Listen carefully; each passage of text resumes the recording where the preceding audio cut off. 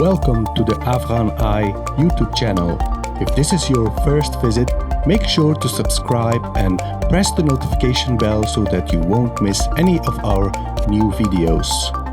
Assalamu alaikum, welcome to the Afghan Eye podcast. I am your host Sangar, and in this episode of the Afghan Eye podcast, we have a guest, Jeff Rigsby, who is a former U.S. military contractor and an aid worker who is currently residing in Afghanistan. Jeff Rigsby spent 5 years during the Republic working and living in Afghanistan, and he is now back in Afghanistan working on a proposal to address energy poverty in the Afghan capital. Jeff, welcome to our podcast. It's an honor to have you as our guest. Thank you for having me. So, Jeff, how are you doing? How is life in Afghanistan right now? Life in Afghanistan is I would say it's getting a little bit better. You've probably heard, even though you weren't here and I wasn't here either, that the winter was especially hard. In Kabul, it was difficult because there was no electricity for part of the time. But now the trees are in bloom. The air is getting cleaner because people aren't burning as many things as they used to keep warm. So the situation is getting a little bit more bearable. We could put it that way. Okay, so you are currently in Afghanistan as a private citizen. You have no official affiliation or anything of that nature. Am I correct? That's correct. Okay. So, nobody believes it, but it's true. All right. So when I was in Kabul, we met and we had a little chat. And back then you told me that you travel around the country, sometimes also using public transportation. So how is it for you as a U.S. citizen currently living in Afghanistan, traveling around the country? Can you tell that, please? The situation for traveling outside of Kabul is actually a little bit more regularized than it was last year. So the rules are clearer, but they're also a little bit stricter, and maybe that makes it harder than it used to be for tourists to get outside of the capital. If you want to go anywhere outside of Kabul province, you need a single permit from Afghan Tour, which is part of the Ministry of Information and Culture, for each province that you visit. The permits are not very expensive. They're 1,000 Afghani, which is about $11 US, but they can be a little bit time consuming to obtain. And they also have to be registered for specific dates, which means that if you don't have a very careful travel plan worked out, it can be difficult to use them. So they have, in one way, you could say they've improved the situation because now tourists, when they leave the capital, have documents that can show that they have a legitimate reason for being somewhere. But they've also, I think, made it a little bit more complicated to get out of the capital. So I have not done very much travel outside of Kabul since I got back here a few weeks ago. I was away for the winter, as I mentioned. But when you were here during the summer, back then, it was easier, less bureaucratic to move around the country. It was less bureaucratic, but at the same time, I think a little bit of bureaucracy can help, because if you are anywhere outside of the capital where foreigners are quite unfamiliar, it's good to have some documentation other than your visa. Now, what the people at Afghan Tour were saying last year was that all you need to travel anywhere in the country except Panjshir, which needs a special permit from the Interior Ministry, or at least it used to. But for any other province of Afghanistan, you just need your valid visa. And according to the Ministry of Information at that time, you didn't need anything else. But that was actually a little bit of a problem because most local Talibs are not familiar with the idea that tourists, especially American tourists, would just be sort of wandering around the country. And it is good to have some additional documentation. So even though there were no legal restrictions on going outside the capital, I did run into problems with either GDI or Interior Ministry people who didn't really understand why I was there, and sometimes took a few hours for them to call their superiors in Kabul and figure out that there was actually nothing wrong. We're just doing a little bit of technical checking here. So what's interesting is that there is a situation where the Taliban, they are not exactly sure on how to deal with the fact that Western tourists are traveling around the country, and so if you don't have the right paperwork, if you travel through some province, I don't know, Ghor or Helmand or whatever, they might get suspicious and think like, what the hell is this guy doing here? But yeah, that's the problem, basically. in your experience, when you end up in a situation like that local police, etc., they are surprised to see you. How is the interaction with you? How do they interact with you? I found that the Taliban that I dealt with, even when they ended up detaining me for a few hours, were generally very polite. The only negative interactions that I recall having had are with people who work for the Interior Ministry, because that seems to be a different style of administration, put it that way. But no, in general, I think they're just trying to be cautious and follow the rules. Okay. It doesn't necessarily mean that they're friendly to foreign tourists, but they're not hostile to them either. They just need to get confirmation that tourism is a legitimate thing for people to be doing here.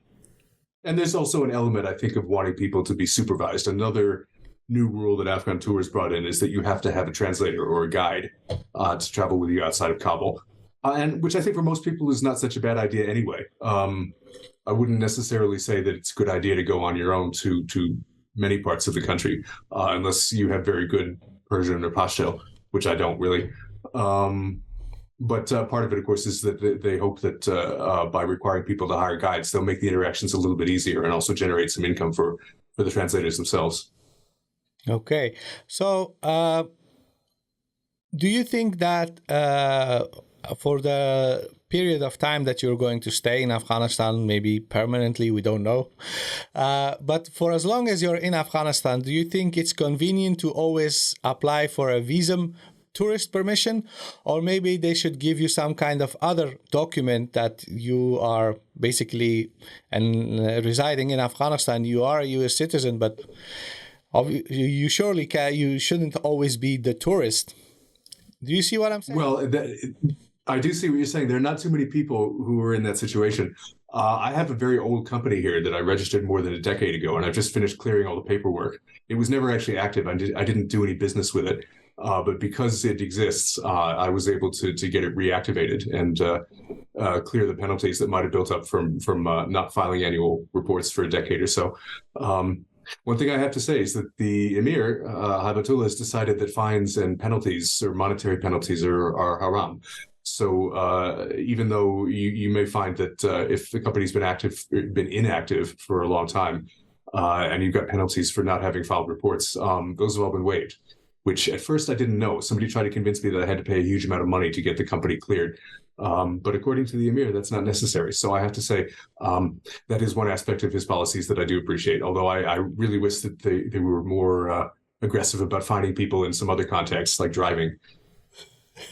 But okay, so I don't think there are many people. There are not many people who are going to want to live here for the long term or indefinitely. I think the situation with tourists needs a little bit of work, but I think they're trying to get it regularized. So okay, but I still don't get the picture. Like, would you want to have like for example, I'm an Afghan citizen. I live in the Netherlands, and I don't need any tourist visas. I'm just a legal citizen here, even though I have dual nationality.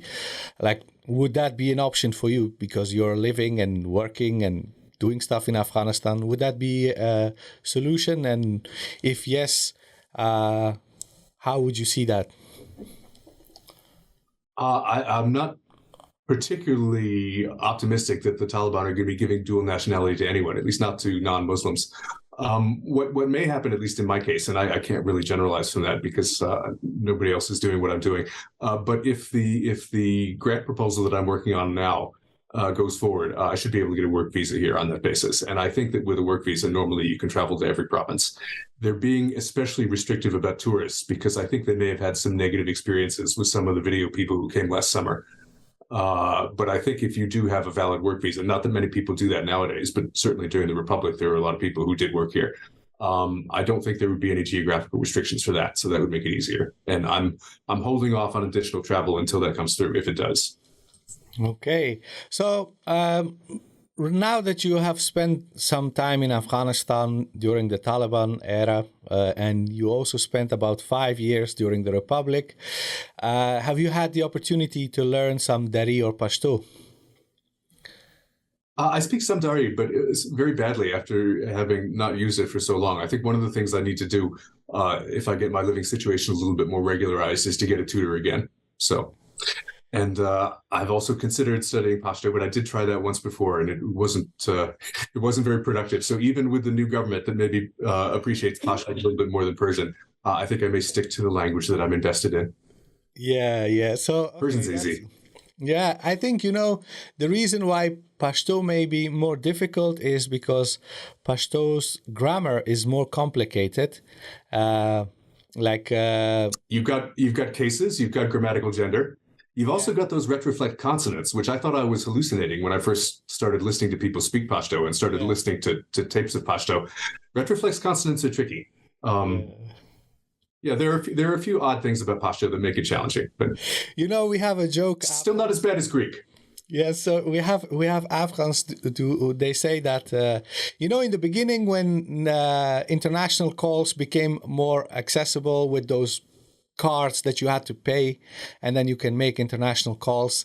So Afghans who live in the West, they would say that yes, you can go buy one of those cards and then make calls to Afghanistan or other parts of the world to talk to your relatives, and then people would make fun of the fact that Pashto is so difficult to pronounce and everything. They would say if you buy a card for like 10 euros and you speak Pashto, you spend the money twice as fast as if you would have spoken Dari. So it is a difficult language. If you're just learning it, it's probably true. Yes, and especially with Pashto is that, like for example, I speak Pashto, Dari, English, Dutch, and a few other languages. But when I have a long conversation in Pashto, my jaws and my tongue, everything, the muscles get tired because it's a language that requires a lot It's of the retroflex consonants. Yes, it is. Yeah. So okay. So Jeff, you pointed out a very important matter. You said that there is energy poverty in Afghanistan. Can you briefly explain what that means, energy poverty? I think when people talk about energy poverty, especially in the context of Afghanistan, they mean a couple of things. One, and this is kind of obvious, and it was especially obvious last winter, is that there's a serious problem here with electricity. Most of the rest of the world is just beginning a transition to fully electrify its entire economy. Sectors of the economy that didn't depend on electricity, like automobiles or motor vehicles, are being electrified. Afghanistan is very far behind that. There's not even enough electricity to do the things that people normally use electricity for. And as I've always said, you can't expect any kind of industrial development in a country that doesn't have reliable power. So I've always told people if they're interested in investing here, they need to think about investing in the power sector before they think about anything else. Because to be honest, I mean, this is something that I've looked at because I know there are people, especially in the Afghan diaspora, who would like to put money into this country if they could. It's not really a very attractive place to invest. And the absence of reliable electricity is probably the single most important reason why it's not a good place to invest. So that's something that has to be addressed before anything else can be addressed. But when people talk about energy poverty in a humanitarian context, usually they mean something a little bit different. What they mean is that people are dependent on low-tech forms of heating and cooking, or low-tech fuels for heating and cooking. So again, if you were here in the winter, which neither of us was, luckily, the air quality in Kabul gets very bad when people are trying to keep warm, either by burning coal or by burning sawdust, or in some cases burning tires and garbage and other things. So because this happens to be one of the only least developed countries in the world that gets cold in the winter, there are energy challenges here that you wouldn't see, for example, in a sub-Saharan African country. There's a lot that could be done, I think, to improve the quality of life in Kabul just by giving people access to better energy technologies for heating and cooking. That might mean, for example, giving people help in insulating their houses. Or it might mean giving people different options for heating fuel. If people heat their houses with propane or gas instead of coal, it's going to reduce the amount of pollution that goes into the air. So these are things that have been looked at a lot in the context of other developing countries, but they haven't really been looked at very much in Afghanistan. There was a French NGO that was working on these issues during the Republic. I haven't been able to figure out what happened to them. I think like a lot of the NGO projects here, they were kind of cut off in the middle when the Taliban showed up in 2021. But there is, I think, some definite interest from donors in addressing this problem because it looks as if it might be a way to direct additional aid to Afghanistan, to the Afghan people, without funding the IEA or supporting the Taliban directly. I think there's an understanding now that you can't just keep giving people free food and free fuel. The humanitarian approach to treat Afghanistan as a kind of permanent disaster that constantly needs, infusions of emergency aid. It's not something that's going to work in the long run. And I think donors are looking for ways to use their money in a more long-term way, but at the same time, not to support the current regime. So it seems to me, and seems to some of the people that I'm working with, that this might be an area where we could discover some opportunities for that. But we'll have to wait and see what happens. That's very insightful what you just said, because I think for a lot of people it's very difficult to understand what it is like for people who are in Afghanistan, basically to get on with their lives. Heating is a huge problem during the winter, but I wanted to ask you about what you said, like investing in energy without basically supporting the Taliban. How would that even be possible? Do you have any ideas of what they have in mind? Well, it depends on what subsector of energy you're talking about. One of the things that I noticed last year, I think I might have tweeted about it, is that there's a funny kind of policy that the United States government seems to have when it comes to aid reaching Afghanistan. The World Bank is being allowed to do certain kinds of small-scale projects, which had been planned during the Republic. And those could include, for example, things like building small hydro projects to provide electricity to a village. But the Asian Development Bank, which funds much larger projects, working with Brezhnev Shirkat to provide transmission capacity, has not restarted its work here. So it seems, based on a couple of comments that Tom West made last year in a discussion with some Afghan diaspora in the U.S., it seems that the U.S. has a policy of only allowing relatively small-scale projects to be executed here. Anything that involves large infrastructure, maybe it's perceived as too high profile. Maybe it's perceived as something that's going to embarrass the Biden administration or could potentially be used to embarrass the Biden administration. So there's a reluctance to invest aid money, whether it's the ADB or other multilateral donors. There's a reluctance to put money into the electricity sector. But if you talk about very small scale projects, like helping people in Kabul make their houses more efficient or getting their houses insulated, that's the kind of thing that doesn't involve the government or doesn't involve government agencies like Brezhnev Shirkat. And I think donors would be much more willing to support that kind of assistance if they had the right knowledge base, if they understood what needed to be done and how it could be done effectively.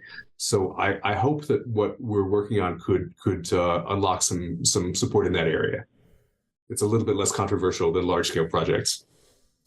Okay, let's hope that some development comes eventually, because life in Kabul is very tough. I have relatives who just live in the just around the city, not inside the city, but just around the city. And those are parts of the city where they don't have electricity. And some people have their own solar panels, and others are just using, the stuff that you mentioned to burn all kinds of different stuff to create heating. But this is a long-term problem that needs to be addressed. I wanted to ask you about a few other things. Like, for example, aside from the fact that you are busy currently doing the things that you do in Afghanistan, you are also a keen observer of current affairs. We know each other from Twitter. So what I wanted to know is that I recently saw that you wrote a very long response to an episode of 60 Minutes.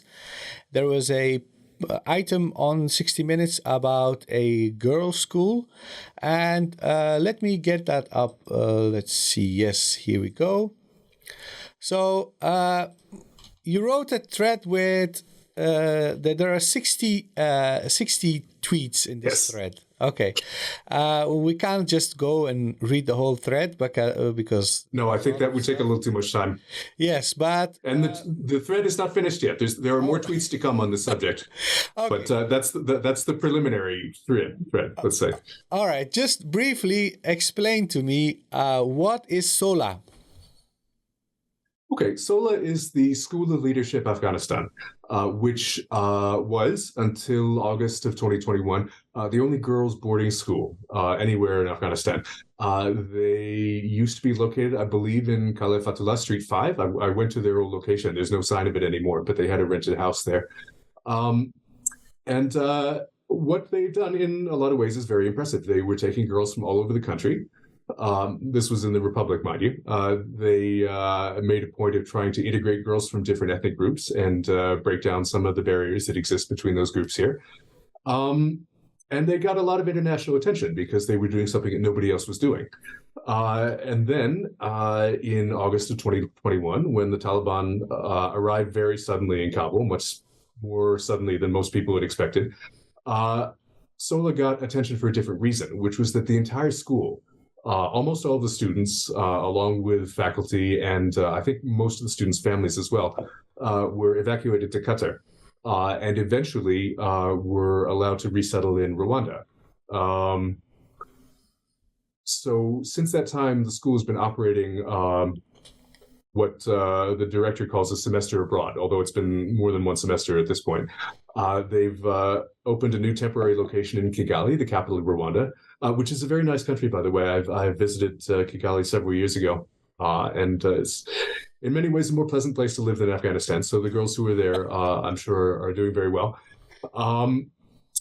I had started to pay attention to this. Well, let me back up a little bit. When the Republic collapsed and the Taliban took over, I saw the story, I think, on CNN and a few other news outlets about how everybody had evacuated to Rwanda. And actually, there was a photograph of the girls facing one of the lakes in Kigali, where they'd been photographed from behind, that appeared on CNN, which I used as my Facebook profile photo for a long time. Not my profile photo, what do you call it? The background photo. So I was very impressed with what they did, and I was impressed that they were able to get out. I think most people were relieved and had been pretty worried about what might have happened otherwise. But beginning about 6 months later, I started to wonder if maybe there was more to the school than meets the eye. The reason for that is that if you take a look at the school's website, which includes a blog by the co-founder of the school, an Afghan woman named Shabana Basij Rasik. I hope I'm pronouncing her name right. Leslie Stahl of 60 Minutes pronounced it differently, but I think that Leslie Stahl was wrong, so I hope that I'm pronouncing it right. So Shabana Basij Rasik has a blog that's included on the school's website. And in February of 2022, so about 6 months after the Taliban takeover, she made an announcement that I thought was extremely odd. She said that the school would continue to recruit new students. They weren't just going to keep instructing the ones who'd been evacuated. But she said that they would recruit only from the diaspora or from among Afghan refugees outside of Afghanistan. And she explained that although she wanted very much to continue recruiting girls inside Afghanistan, it was obviously impossible to do that. And I thought that was a little bit odd. This was before I actually came back to Afghanistan in the summer of last year. But it seemed strange that she would say that, because I knew that although obviously there had been a lot of disruption, and for the first few months it wasn't possible to fly out of Kabul, there were certainly a lot of people who left via the Torkham or Spinbaldak border crossings to Pakistan, or across to Iran for that matter. It hasn't actually been very difficult for people with the proper documentation to leave Afghanistan, unless the Taliban has some specific reason for wanting to make them stay, say if they're suspected of having worked for the previous regime. So it puzzled me a little bit that she said it was impossible for girls from Afghanistan to apply or to enroll and then travel overseas to Rwanda, because it didn't seem to me that there was really any problem except money. And I wondered, how much money does the school have? Do they just not have enough cash to afford the extra expense that it might involve to bring girls from Afghanistan and fly them out? The school's always been free, by the way. When it operated in Kabul during the Republic, the girls didn't pay any tuition. It was always supported by donors. And one of the things that occurred to me was that in 2021, just because they'd received so much publicity about their evacuation, which is a very dramatic story, they might have had even more donations than they'd had in previous years. So I had this sort of in the back of my mind, but didn't really look into it until after I came back to Afghanistan in the summer of last year. But then when I did start to look at it, I found a few things that were kind of strange. In September, I think early September, I went online and I got copies of the school's tax records because it's incorporated in the United States as what's called a 501c3, which is basically a nonprofit which gives donors the right to deduct donations from their taxes. So it provides a kind of government support. If you were a U.S. citizen and you donate to one of these organizations, some of it comes back to you in lower taxes. So it's a way of supporting these types of groups. But it also means that they have to report some of their finances to the IRS, the American tax authorities. And most of that information is public knowledge. One of the few things that is not public is the identity of the school's largest donors. I'm trying to get that now, even though it's not normally public information. I don't know if I'm going to be able to do that yet, but I should know in a few days. But almost everything else about the school's basic finances is publicly available. In September of 2022, when I started looking at this, the only documentation that I could find was up until the end of 2020, because it takes several months for the annual reports to be processed and posted online. And I found that at the end of 2020, the school had more than $10 million in assets. So they'd received quite a lot of donations. I didn't really know whether 10 million was a lot or a little, because one of the things I couldn't figure out, and it was not something that the school's website will tell you, is how many girls were actually studying at the school. If you don't know the size of the student body, it's a little bit hard to tell how much money it would need to operate. And it was a little strange to see that wasn't something that the school made clear in its public information. So I wrote to the school's treasurer, an American named Jim Bullion, and I asked him if it would be possible to get the tax records for calendar year 2021. And I had a very strange set of email exchanges with him in early September, where Bullion was clearly not willing to give me the information, even though it was publicly available, or it was meant to be publicly available. And it was striking to see an organization that had received so much publicity unwilling to disclose some really basic financial information about itself. So there's a little bit of a struggle on that point, which people can see if they take a look at the tweets. I posted those emails. But in the end, I did get copies of the filings for 2021. And it turned out that as of the end of 2021, they didn't have $10 million. They had more than $18 million because they'd taken in another 8 or 9 million during the year that they were evacuated, partly, I think, because of all the publicity. And they hadn't spent very much. The school seems to cost less than $2 million a year to run. So it was starting to seem as if the school had accumulated a huge endowment, but didn't really intend to do very much with it. They weren't going to make any additional effort or take any additional expense to recruit girls from Afghanistan, who were the only girls in the world who are actually not allowed to go to secondary school. Instead, they decided they were only going to recruit girls from the diaspora, who, in most cases, even if they're living in a refugee camp, there's going to be some kind of education made available to them. And it was hard to understand why they would do that. So when I began to dig a little more, I found some peculiar things about Jim Bullion, the gentleman who was previously treasurer of the organization and then moved up to become chairman. He, for a couple of years during the Republic, ran an organization under the U.S. Defense Department that was called the Task Force for Business and Stability Operations. Some people may be familiar with this because TFBSO was involved with some pretty dubious expenditures during the Republic, enough that Sangar had, I think, multiple investigations into various things that they had done. And in Afghanistan, because the TFBSO was originally set up to work in Iraq, but when they transferred their activities to Afghanistan, they focused mainly on mining and on mineral exploration, and that includes oil and gas. I never really knew any TFBSO people when I was here. I remember meeting a few of them at a party once who said that they were working on something involving natural gas in Jowzjan, Shibirgan, but I didn't really think very much of it. When I did a little bit more reading, I found out that this particular project was one of the most controversial that TFBSO had ever executed. They started with an idea that actually seemed pretty good. They noticed that in some other South Asian countries, like India and Pakistan, a lot of motor vehicles run on compressed natural gas. I just came back from India a few weeks ago, and you'll find that most of the tuk-tuks don't use diesel or petrol. They use what's called CNG. And they have special filling stations that can supply compressed gas rather than liquid fuel.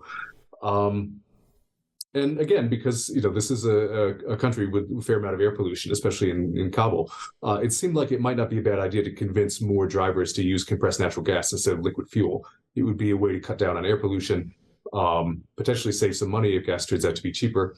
And of course, Afghanistan has its own resources of gas. So it would be a way of reducing the country's dependence on imports. According to Sangar, the Special Inspector General for Afghanistan Reconstruction, which is basically the independent agency that investigates or investigated corruption in U.S. spending here, the idea seemed to make sense on the surface, but wasn't really very practical because it cost too much to get an individual car converted to natural gas. So it was never really very realistic to think that Afghans were going to adopt this. But in spite of that, TFBSO pushed ahead with an enormously expensive contract to build a kind of pilot filling station in Shibirgan using gas extracted from the fields near there to try to convince motorists in that city to switch to CNG. And they ended up building what looks like a very ordinary filling station, which in Pakistan would cost less than $300,000. But the total cost for that project was something like $43 million. Now, that's been described as one of the worst. For one filling station? Yes, you can see the photograph of the filling station after it was completed in the BBC article that was written about it afterwards, after Sangar wrote a report about this particular project. The filling station cost more than 100 times what a similar filling station in Pakistan would have cost. And unlike Pakistan, where lots of drivers are already using compressed natural gas, there's basically nobody in Afghanistan who can use the filling station because their cars are not adapted for it.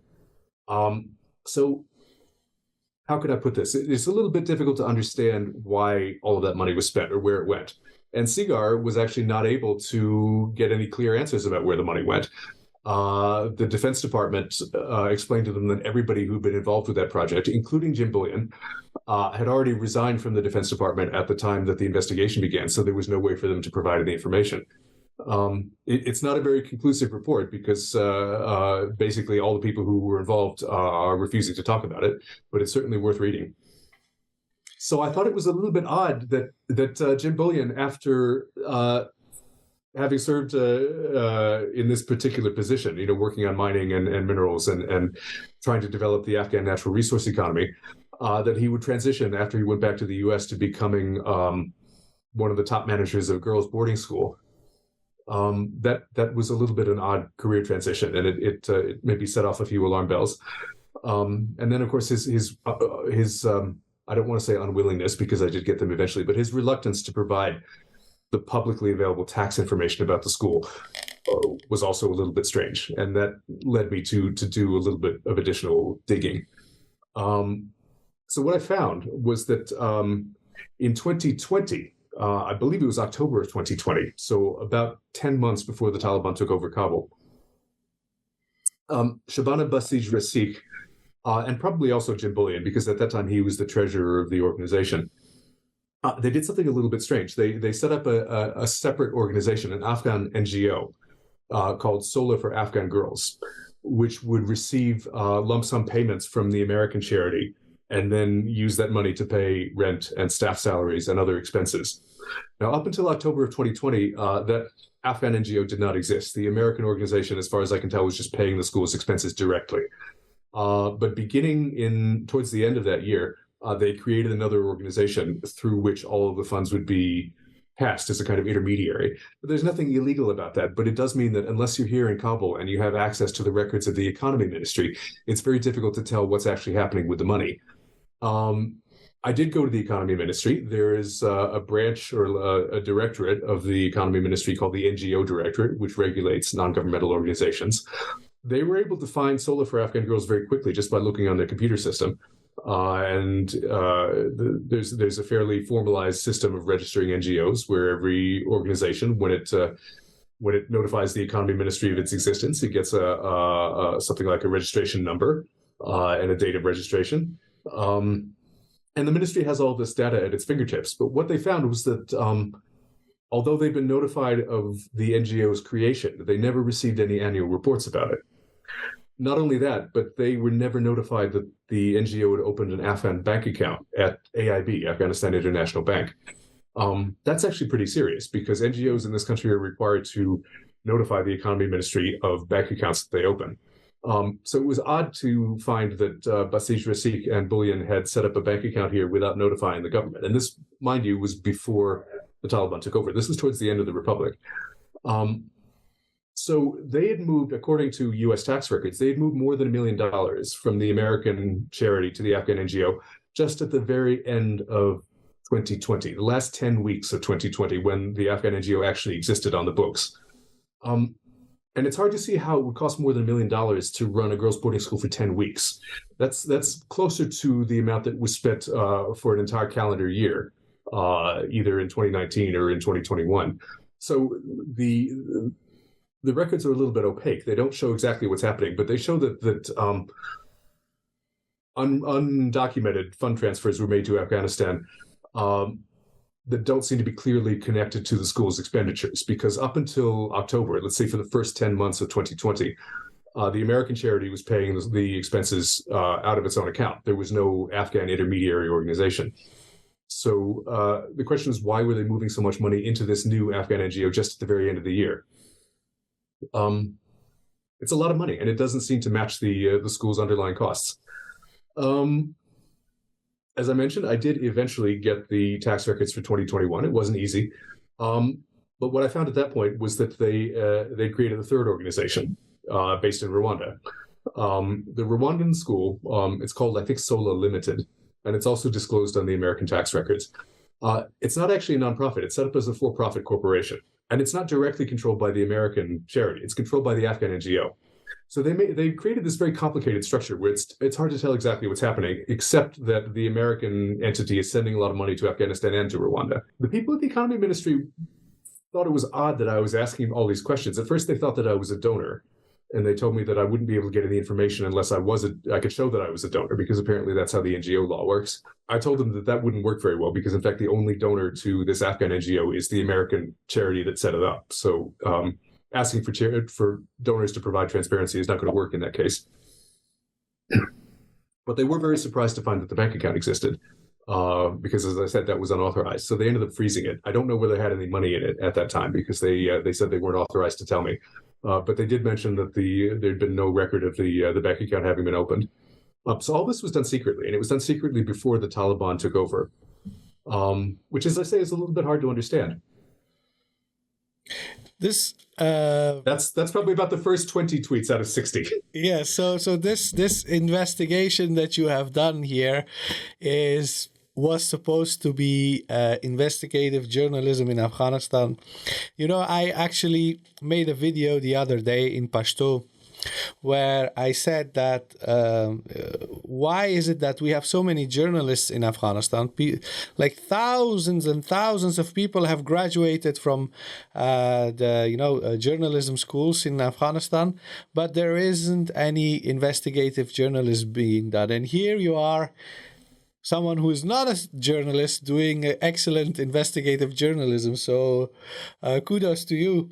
I'm very interested in finding out more about these issues, because we are talking about three different important matters here. On the one hand, we have a ongoing situation, the ban on education, secondary education, and university education for women in Afghanistan, which is a serious issue that needs to be addressed. It is basically holding the whole society in a type of chokehold right now.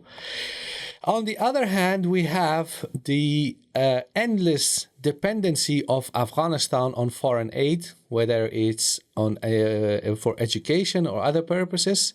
And the third one is this world of obscure investment and donations and businesses that have emerged, these very convoluted constructs that transfer money from one side of the world to the other side of the world as under the pretext of, providing either aid or education to Afghanistan.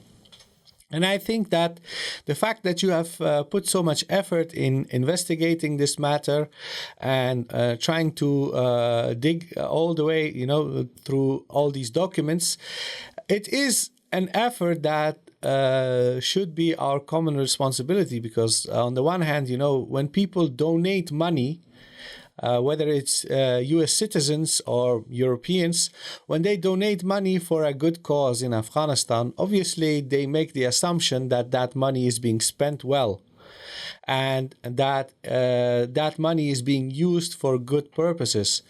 And on the other hand, people in Afghanistan who are being disadvantaged, people who are being deprived of their right to education, obviously their plight should not be used to create these constructs where there is no transparency. We don't even know where all that money went. And what you mentioned about those filling stations that cost how much? $23 million? $43 million for something that should have cost a few $100,000. Yeah. So just to jump to the very end of my... If I could jump to the end of my thread, I was a little bit concerned in October of last year when I found out that the entire management team of SOLA had showed up in Kigali in Rwanda to meet with the Rwandan president and to announce that they were planning to expand the school and possibly build a new campus or something like that. Leslie Stahl, who did the 60 Minutes interview, mentioned that very briefly.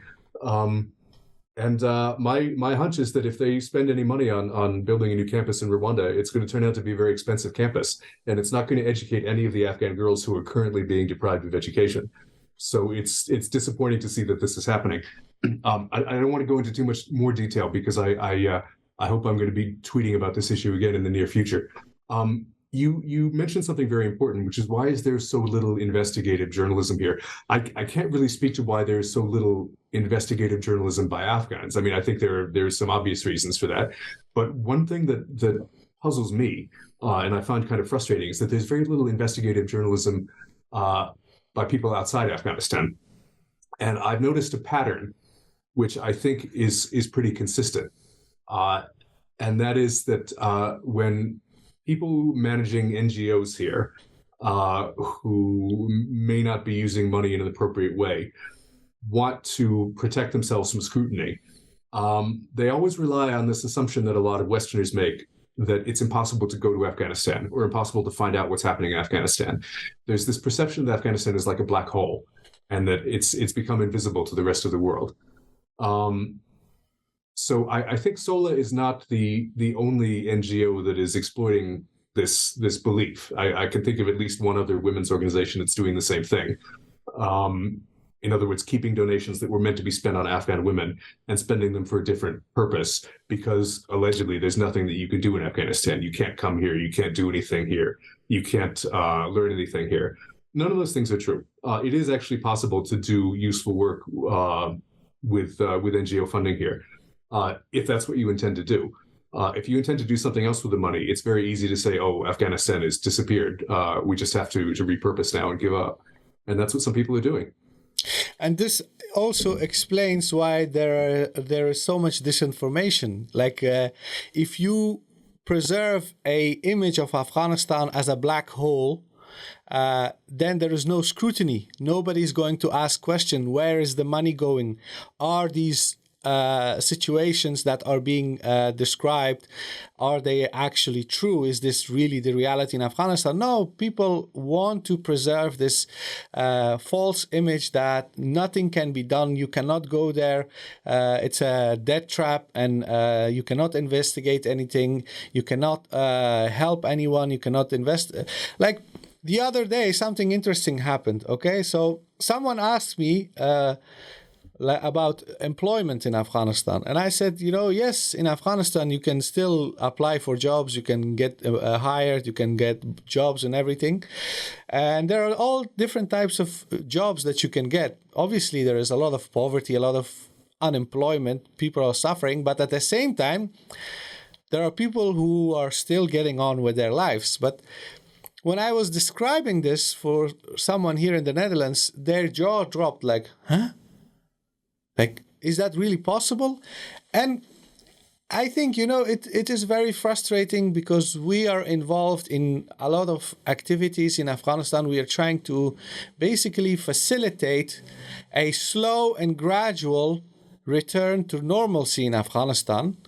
And when we have all these people who are trying to portray Afghanistan as a black hole, as you described it, where nothing can be done, it prevents a lot of people from becoming active and trying to help people and trying to, empower people, because empowerment is essentially accepting the challenges of Afghanistan, the challenges that people have, and finding solutions to make things easier for them so that they can get on with their lives. You mentioned something very interesting. I didn't cut you off because you were on a roll, but you said that endlessly donating money and donating food to Afghanistan is not a long-term solution. I think the worst thing that can happen to Afghanistan is donating food, because why is there such a shortage of food in Afghanistan? Obviously, there are climate change reasons, erosion of the soil, and lack of water shortage. But at the same time, when the Soviet Union invaded Afghanistan, they destroyed the agriculture in rural areas. They forced rural Afghans to move to the cities and become dependent from food donations that were coming from Soviet Union. This was their way to subjugate the people of Afghanistan into becoming dependent on the state and Soviet Union so that they do not resist and fight against them. Ever since, that was 40 years ago, ever since, Afghanistan has not recovered. So the subsistence farming that we had in Afghanistan, in rural Afghanistan, the way people used to produce food in order to survive, in order to live, that has been destroyed. And for the last 40 years, nobody made an effort to basically revive that. Because if Afghanistan produces enough food of its own for its internal for its own consumption, then you will have long-term stability in the country. But as long as food is being donated to Afghanistan, food comes at a very low price, and poor people get fed with the donations. This does not mean that we will have a economy that is self-sufficient.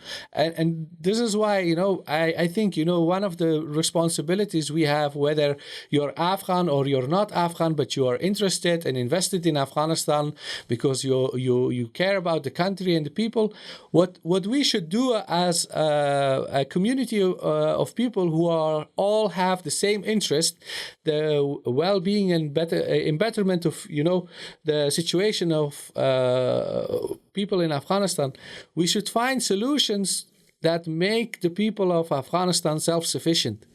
And this is like something that I deeply care about. And as long as we have these organizations, NGOs, that basically thrive on the misery of people of Afghanistan and then collect millions and millions of dollars, and those millions disappear, it's very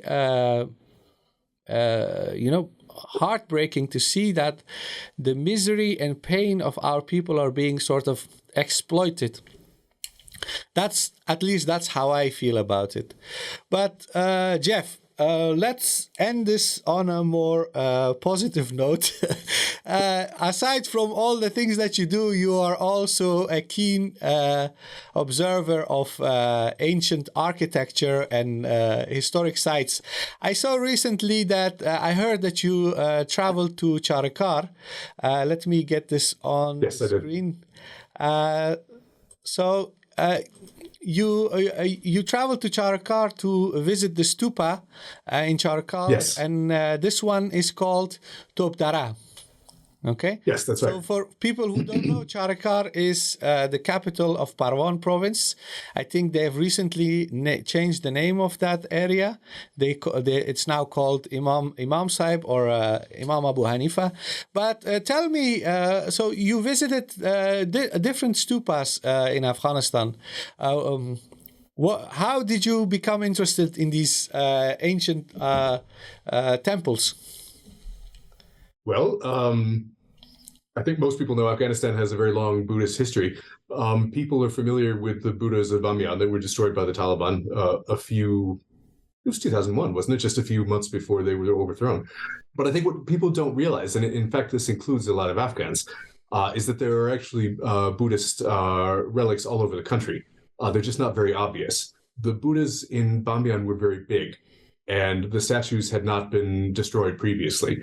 But you'll find Buddha niches, similar to the ones at Bamyan, but a little bit smaller, in many different locations. For example, you can see them on the cliffs of Laghman province as you drive from Kabul to Jalalabad. There's a sort of middle point of the road where you can see the niches have been carved out. And I remember visiting a village in Paktia called Iskanderkhel. It's on the way from Gardez to Zazi Ayub. Where there were some very obvious Buddha niches that were carved into the cliffs behind the village. But the local people insisted that those were natural rock formations. I think there is a lot of resistance among some Afghans to recognizing maybe the country's pre-Islamic history, especially physical manifestations of that history. But this stuff is there if you look for it. The stupas that I visited are enormous. The one in Topdara was recently designated by UNESCO as an important cultural site. I would say the one in Shawaki, which is actually very close to downtown Kabul. I measured it on the map, and it's 13 kilometers from the Serena Hotel. That was just recently restored with help from a Swiss NGO. I would say it's even more impressive than Topdara because it's got a lot of land attached to it, which was used as housing for monks. And basically, there was a functioning monastic community there, which I couldn't really see in Topdara. Topdara seemed to be a stupa all by itself without any housing around. But those are not the only ones. You have to remember that Bagram, before it shrank to the size of a village, was the capital of a great empire. And as far as I know, it's never been excavated. Not very far from the airfield, you'll find the ruins of the old city if you dig a little bit, but nobody has done that. And I've always thought that if Afghanistan really wanted to develop tourism, and if the rest of the world would like to help Afghanistan develop tourism, one of the most effective things they could do would be to invest in more archaeology here. If you've been to the National Museum, you know what a tragedy it is that most of the items there were looted or destroyed during the Civil War. But I think actually you could restock the museum pretty quickly if you did some systematic digging. You'll see if you go to the museum that most of what's there is from Ai Khanum or maybe one or two other sites. I don't think Bagram has ever been systematically explored. I don't think there's been very much work done in Balkh, which is the capital of Bactria.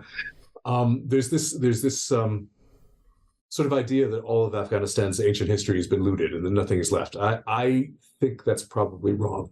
I think if you made an effort and put a little bit of money in, you would find that there's an enormous amount of stuff waiting to be discovered. And a lot of it is above ground. You can just walk around in certain parts of the country and see buildings that have been there for 1,000 years or 2,000 years. In most cases, the local people either don't know what they are or don't care. They're not getting any kind of protection or restoration. There's been a little bit of work, as I mentioned, by the Swiss NGO, the Aleph Foundation, which restored Shawaki, and I think also Topdara. But there's an enormous amount of additional work that could be done. And again, if you want to provide people with jobs and with economic support in a way that doesn't directly benefit the Taliban, this is a really straightforward thing to do. So if anybody's listening, please put some money there. Yeah, let's have a look at Shawaki. Let's see, you tweeted about it in 2022, 20th of November. Am I correct? Yes. Yes. I think you are. You're looking at it now. Yes, so it's the stupa of Shewaki. And you know what's funny is that I am from Kabul. I'm not originally from an area, not far from Shewaki. And I've never visited this place. I've never seen it. Had you heard of it? Had you heard of it before? Yes. I knew Okay. that it existed, but I've never been there. And this is like what you said, in Afghanistan, we have many historical sites that have never been explored. They have never been dug up. There has never been enough money and resources to investigate and research all these different historic sites. And, this is also one of the problems of Afghanistan being a country that was sort of a buffer between first the Tsarist Russia and then the Soviet Empire and then the British Empire to the southeast. And then later it became an isolated state and very poor country. And then the 44 years of war. Now that there is some sort of stability, there is no war. This is a perfect opportunity for people who are really interested to basically gather resources and go and dig stuff up, investigate the rich history of Afghanistan. And so you visited these stupas. Are there any other specific places that you have in mind that you want to visit now that you are back in Afghanistan? Yes, there are. There's another stupa called Guldara, which I think is in Charasyab district in Kabul. I tried twice to go there just by taking a taxi, and I couldn't find it either time. Not only that, but I couldn't even find any villagers who knew where it was or what it was. I kept saying Ziyarat de Hinduan, which is what people call Shewaki. But I must have been in the slightly wrong location, because when I went back to Google Maps and I looked at the satellite photography, I realized that I had actually been kind of close to something that looks like an ancient structure. So, Jeff, I want to thank you for being our guest. It was very insightful, everything that you shared with us.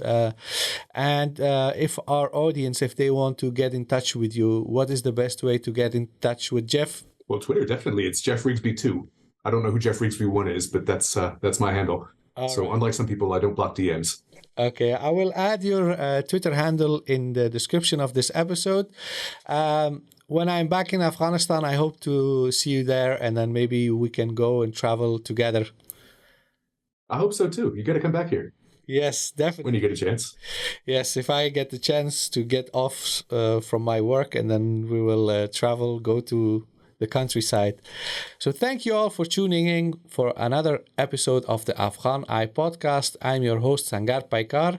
If you would like to support the Afghan Eye, please visit our Patreon page, Afghan Eye, or alternatively, visit our PayPal page. Until next time, take care of yourself and each other. Wassalamu alaikum wa rahmatullahi.